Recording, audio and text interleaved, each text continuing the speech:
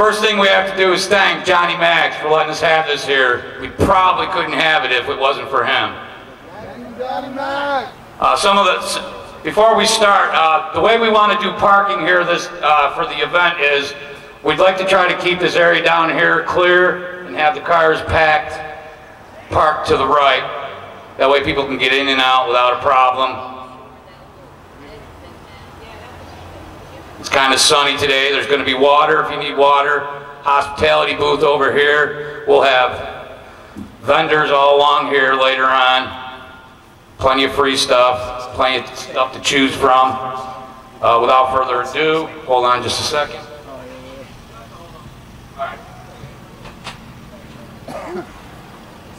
We'd like to welcome Dave Wallace, Lehigh Valley Libertarians.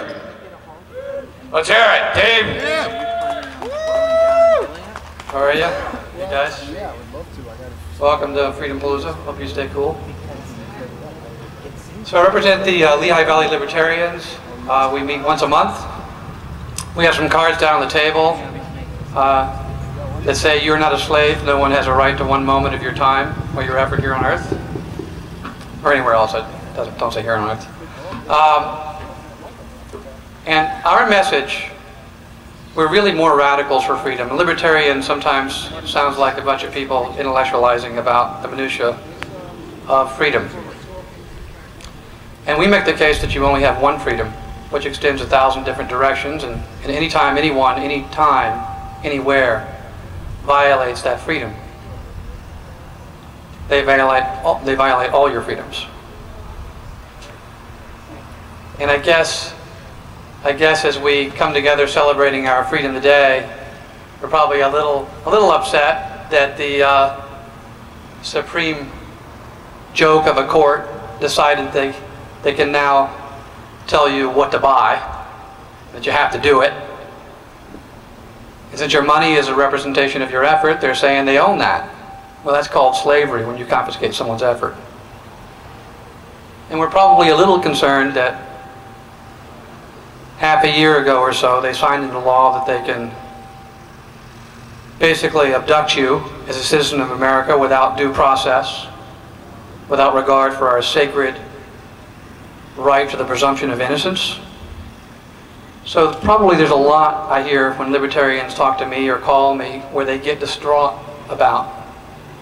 And they have good reason, I guess, to be upset because they, the people who are antagonistic to freedom, have the money, they have the military, they have the press, they have our educational system, and essentially they've declared sedition on anybody who opposes their infractions upon our freedom.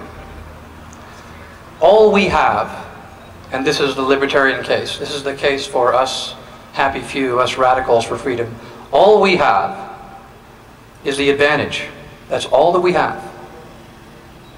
Because if you look back through the course of history, only a few people, it only took a few people to stand up and say we are not slaves, and to stand up and be offended at the intrusion, even if it's a little bit, on their freedoms. It only took 300 people at Thermopylae to hold back the Persians. It only took a few people on Stirling Bridge when the Scots held the Brits.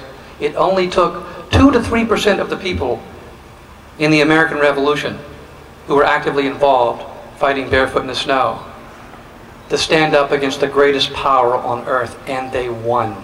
It's because they had the moral case. They had the cause. So the fear that we should have isn't losing. There's no shame in fighting a fight, but there's shame in unwillingness to engage. The fear is that if we win, you didn't participate. So don't think of this as 1776. Think of it as 1766, when a happy few stood up, when Samuel Adams was a rabble-rouser, when these people were upset. That's you. You've had 50 years of people telling you what to think, 50 years of programming in your education, 50 years of the domination of the media, whitewashing from the American mind the song of freedom. And yet you're still here. That's because it's hard to beat that out of people. You can take it off their tongue, but it's hard to take it out of their hearts. And so you have to stand up and stand out. And I don't care if it's at work. Anywhere, anytime, someone says something that implies that you're a slave, that they have a right to one moment of your time or your effort. Sometimes it's enough for you to say, I disagree, I don't agree. It's their job to make the case why they get to take your freedom. You don't have to be a silver-tongued devil in defending it. It's their job to tell you because they're the ones that are acting upon you. They're the ones that are doing this to you. When we win, they get to keep their stuff. When we win, they get to abide in a spirit of tolerance. When they win, they get our stuff. And I'm a little bit disconcerted, and I'm sorry that Ron Paul wasn't the answer to everyone's prayers, but I'm a little disconcerted when people say, oh, if our guy doesn't win, then we lose. It's hopeless. Well, I can tell you, if that's the case, then it is hopeless. If you feel that way, you've already lost. Because what happens in an overrated little Pavlovian chicken feeder that we call a voting booth does not define whether we win or lose. It defines only whether the political system is corrupt. Because the quality of a civilization is not dependent upon the number of things that you can vote on, but the number of things that you can't vote on. You can't vote to confiscate someone's few cubic feet of flesh. You can't vote to bully people, tell them what to do, where to go. If you do, it's wrong. In fact, I think we should, in the spirit of fairness, say that if they lose that vote, which they do occasionally, that the people who wanted to do that should have to put some skin in the game, maybe do some push-ups or, I don't know, community service. Since every time we lose our stuff. But when we win, we just get to keep our stuff. But the important thing is that you morally defend your right to exist. You morally defend your right to your freedom. We have all the economic arguments, and quite frankly, I'm tired of hearing them. We get it. When you're free, you have light bulbs, you have porta potties, you have these instruments here. Free people invented all this stuff. They didn't come from government. Government creates poverty, not wealth. Creates ignorance, not education. But the important thing is that you must have the capacity, the ability, and the courage and the conviction to make the case for your moral right to exist as a non-sacrificial being. It's actually a lot easier to make that defense. You don't have to be a PhD economist to make that defense. You just have to require of others to explain to you why they get to take your stuff. The $20 bill is in the ashtray and it's the next morning, so the whole esoteric argument that the left or the collectivists or whoever they are doing this because of some sort of greater good, that's gone. We can see the Bernanke's, we can see our race-hustling poverty pimp of a president from Goldman Sachs. We can see that it has nothing to do with those things. They sort of don't even work hard to convince you of that. So Lehigh Valley Libertarians, anybody here is welcome to join, and even if you don't join, you're still our brothers and sisters if you stand up for freedom.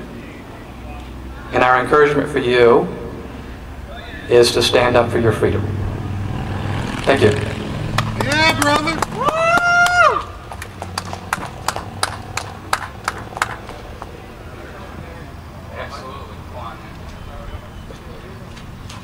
All right, let's hear it, everybody, for Dave Wallace. Lehigh Valley Libertarians. Great job, great speech. All right, as long as, just before we get the band up here, as long as we're voting out the last guy, as long as voting is voting out the last guy, and there's only two parties, so when you're voting out the last guy, the next guy is the other party, things can change. We need more than two parties. We need more than three parties. We need true liberty, true representative government in America, and we can't do that with just two parties. Where is the next band? Toots! Oh, there we go. All right.